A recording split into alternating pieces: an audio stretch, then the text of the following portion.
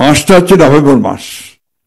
এই মাসটি আমাদের কাছে অত্যন্ত গুরুত্বপূর্ণ, কারণ এই মাসে 7ই নভেম্বরে 50 বছর আগে আমাদের এখানে একটা সিপাহী জনতা বিপ্লব হয়েছিল। সেই বিপ্লবের মধ্য দিয়ে আমাদের দলের প্রতিষ্ঠাতা, আধুনিক বাংলাদেশের রূপকার, স্থপতি, স্বাধীনতার ঘোষক শহীদ প্রেসিডেন্ট জিয়া রহমানের রাজনীতিতে পদার্পণ করেছিলেন। শুধু এই মাসটা আমরা সবসময় আপনার অত্যন্ত গুরুত্বপূর্ণ ভাবে দেখতে চাই, এবার আরো বেশি করে গুরুত্বপূর্ণ দেখতে চাই এই জন্যে যে 50 বছর পূর্তি হয়েছে ওই দিনটির। এই কারণে বলছি যে শহীদ প্রেসিডেন্ট জিয়া রহমান আসার পরেই বাংলাদেশে কিন্তু পুরো চেহারা বদলে গিয়েছিল। আমরা নতুন একটা বাংলাদেশ দেখতে পেয়েছিলাম।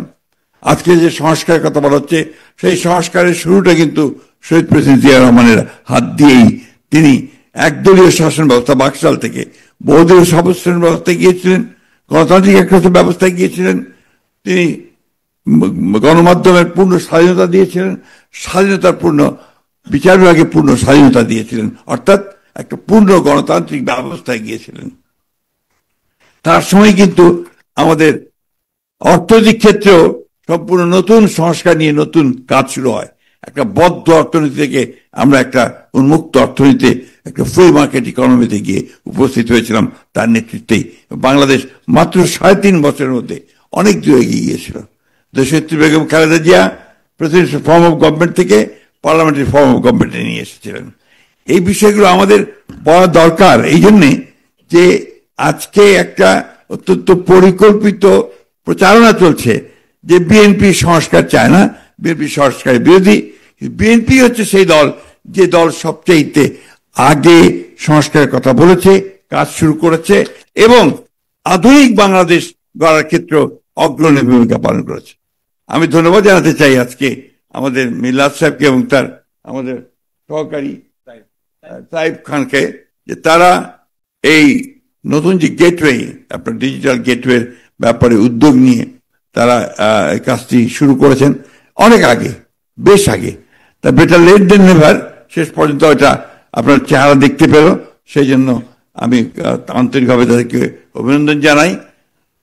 একটা কথা কি যে আমাদের জেনারেশন, যেটা কিছুক্ষণ আগে দাদা বলেছেন, আমাদের জেনারেশন আমরা কিন্তু কিছুটা এই নতুন প্রযুক্তিতে একটা অশিক্ষিত জেনারেশন। আমার নাতি আমার চেয়ে অনেক ভালো জানি আপনার কিভাবে আপনার এসব চালাতে হয়, এটা বাস্তবতা, দ্যাটস দ্য ট্রুথ।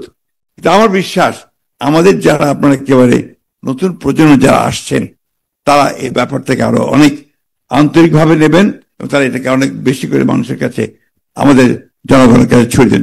যুগটাই হচ্ছে আপনার প্রযুক্তির যুগ। 4th রেভলিউশনের পরে এখন আপনার কোনো উপায় নেই যে, সুতরাং আমাদের সকলের দায়িত্ব, বিশেষ করে দায়িত্ব, এটাকে অতি দ্রুত রপ্ত করে তার মাধ্যমেই আমাদেরকে সামনের দিকে এগিয়ে যাওয়ার কাজটা করা। আমরা এই কথা বলতে আমার কোনো দ্বিধা নেই যে ক্ষেত্রে আমরা কিছুটা পিছিয়ে আছি।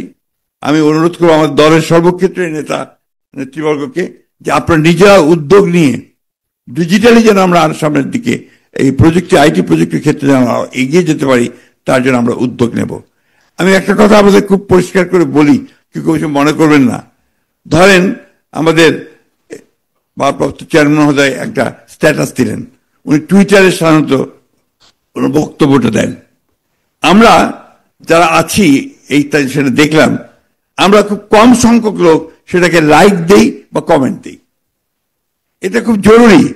উনার বক্তব্যটাকে সাপোর্ট করে ওনাটাকে এগিয়ে দেওয়া, এটাই কিন্তু আপনার খুব বেশি জরুরি আজকালকার সাইবার ওয়ারের যুগে। এই কথাটা আমি প্রথম থেকে বলছি যে যুদ্ধটা এখন সাইবার ওয়ার। আপনি কয়টা বক্তৃতা করলেন, কয়টা গিয়ে আপনি জনসভা করলেন, সেটা ইম্পর্টেন্ট না। ইম্পর্টেন্ট হচ্ছে যে কত সংখ্যক মানুষের কাছে আপনি এই ডিজিটালে পৌঁছতে পারলেন, দ্যাটস ভেরি ইম্পর্টেন্ট। সেই ক্ষেত্রে আমাদের এই প্রযুক্তি আমাদেরকে নিশ্চয়ই এগিয়ে নিয়ে যাবে। আমি বিশ্বাস করি আমাদের ভারপ্রাপ্ত চেয়ারম্যান মহোদয় এই ক্ষেত্রে তিনি অনেক অগ্রণী ভূমিকা নিয়েছেন এবং আরো দ্রুত আমরা যেন সামনের দিকে এগিয়ে যেতে পারি।